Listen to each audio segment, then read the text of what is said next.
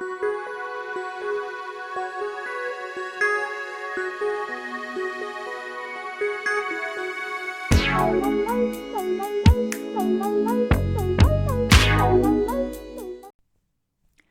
this is Amanda for Lavinia World, and today we're going to be doing a Distress Oxide Glazing Technique. So I am starting off with a piece of CTI Kromekote glossy paper and some Distress Oxides. I cut my glossy paper with a Trinity Stamps Wonky Stitch Wilderness die, which is a slimline die. And I'm smushing my Distress Oxides in Twisted Citron, Squeezed Lemonade, and Salty Ocean onto my glass mat. And then I'm just going to give a few sprays of water. And then I'm going to take my glossy paper and just smush it into the oxides. This is just a Distress Oxide smushing technique. I mean, most of us have done ink smushing in the past. If you haven't, then this is new to you, and you just spray your inks and you smush your paper into it. There's really nothing too hard about it. It's pretty easy.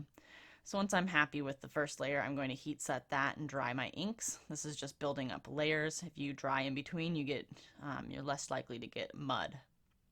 So I'm going to do it again, just smush my inks in there, and when I'm happy with that, I'm going to dry again. And after this second drying, I decided that my inks were getting pretty muddy on my mat. Oh, I'm gonna keep going. At that point I decided my inks were getting pretty muddy on my mat, and I cleaned up the mess. And I looked at my paper and I decided that I didn't really have a whole lot of blue. So I took the Salty Ocean and just smushed that on the mat, and I mixed, instead of putting regular water in it, I did a DIY solution of Perfect Pearls and water, which is just a DIY shimmer spray. So at that point I was happy with it, and I just I dried it and I smushed some Salty Ocean on it, and I'm just flicking some water on there with a fan brush. So I'm just doing some splatters just to add some more texture to my background, and I decided to do it with the Twisted Citron as well. I left the squeezed lemonade off because I felt like the color was probably too light to show up on there. So I just did those two. So now I laid out all my stamps and got an idea of how I was going to lay everything out. And now I'm going to do my stamping. So I obviously can't stamp all of them at once because some of them are going to overlap and whatnot. So I'm just going to attack this a couple at a time, or one at a time, depending on what I'm doing. So I'm going to stamp the Wishing Tree from Lavinia Stamps in some ground espresso Distress Oxide. And I'm going to do the sentiment, which I chose the Every Dream sentiment, in some VersaFine Claire Nocturne. And we're just going to stamp those two, just get us started here. So obviously I got to do that Wishing Tree again because I missed a spot. So I took off the Every Dream one because that one did pretty good. And we're just going to get this Wishing Tree stamped out real good here. So that looks pretty good, and we're going to move on to the next one, which is Felicity. We're going to stamp her in VersaFine Claire. And I couldn't stamp her at the first bit because she overlapped with some of the photopolymer from the Wishing Tree. Otherwise I would have stamped her with the rest of them, but she didn't work out. So we got her stamped pretty good, but there's a little spot missing on her leg, so we're just going to double stamp her.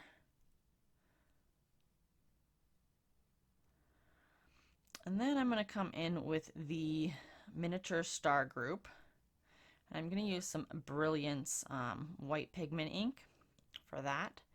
And this ink, I've found that I have to stamp several times to get it to show up. And because I chose a light background, it's not going to show up real great, but I have some Ranger holographic embossing powder that I'm going to use over top of that, which is going to help kind of make it shine and sparkle, which will give it the look that I was going for. But I got to stamp this several times first to even get it kind of somewhat visible. And when I put the holographic embossing powder over this, I should have heat set Felicity first because the embossing powder stuck to her hand. And when I went to brush it off, I smeared the black ink a little bit. You can't really see it right now, but I did. So I ended up because I wasn't able to get all the embossing powder off Felicity, I ended up just heat embossing her with the holographic embossing powder too. So we're moving on to the bluebells, and I wanted the stems to be green and the bluebells to be blue, obviously. So I'm taking a little sponge and sponging on the pine needles on the stems and the blueprint sketch on the bluebells. And I did this several times for several bluebells, but I'm only going to show you this once. So I'm going to stamp it down. And because I like bright, vibrant colors, I'm actually going to do each flower twice. So I will show you this one flower twice, but I'm only going to show you this one flower. I did, I believe, 4 bluebells, but I'm going to do the other 3 off screen. So it's pretty easy to do. You just have a little sponge or a little finger dauber or whatever you happen to have in your stash and just pounce it on the stamp. So there we go.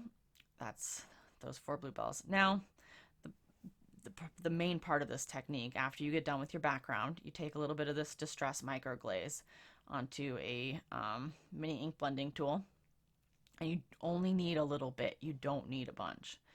And you're just going to rub it over the glossy paper, and it has to be glossy paper. And you're just going to rub it over, and it's really going to make the colors shine. See how one side's kind of dingy and chalky looking, and the other side's really bright. I'm going to bring it up to the camera here for you to see.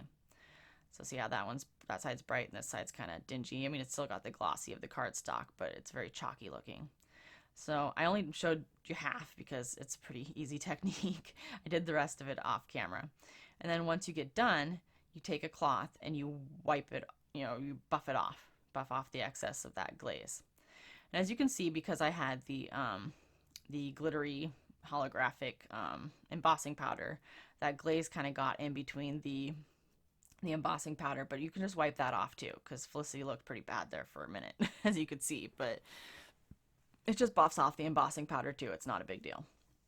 So we're just going to buff it off here, and it will be all shiny and bright and pretty. So if you don't like the chalkiness of the Distress Oxides, this is one way that you can counteract that, I guess, is use it on glossy paper and then put the glaze over it. And then I'm just picking out cat hair out of Felicity. The joys of having cats. All right. So now I'm just going to mount this piece onto a black piece of cardstock. So I have a nice black border. The Trinity dies are 3.5 by 8.5, and I make my Slimline cards 4 by 9. So I do like to have a little bit of matte on my cards because my envelopes are regular standard number 10, like security envelopes. And so if I don't make my cards a bit bigger, the cards end up being really small for the envelopes. All right, so now I'm just going to mat this card panel to my 4 by 9 card base, and that will, no it won't, I lie. I was going to say that will finish up the project for today, but it won't. I'm actually going to stamp an inside sentiment. So we're just going to put my stamp positioner on there to make sure everything flattens while it dries. And then I'm going to choose the Fairy Happy Birthday sentiment. We're going to stamp that in VersaFine Clair Nocturne ink real quick. And that will finish off my card for today. I'm going to give you a final look here and show you how bright and shiny that is. And that finishes off the card for today. The links to all the supplies used will be in the description box below. Don't forget to subscribe to my channel, Rise and Procrastinate, which is linked in the description box below if you're watching this on the Lavinia World channel. Also, if you're on my channel, don't forget to subscribe to the Lavinia World channel. There's also a link to the Anything Lavinia Facebook group. We'd love to have you over there. And as always, have a great day.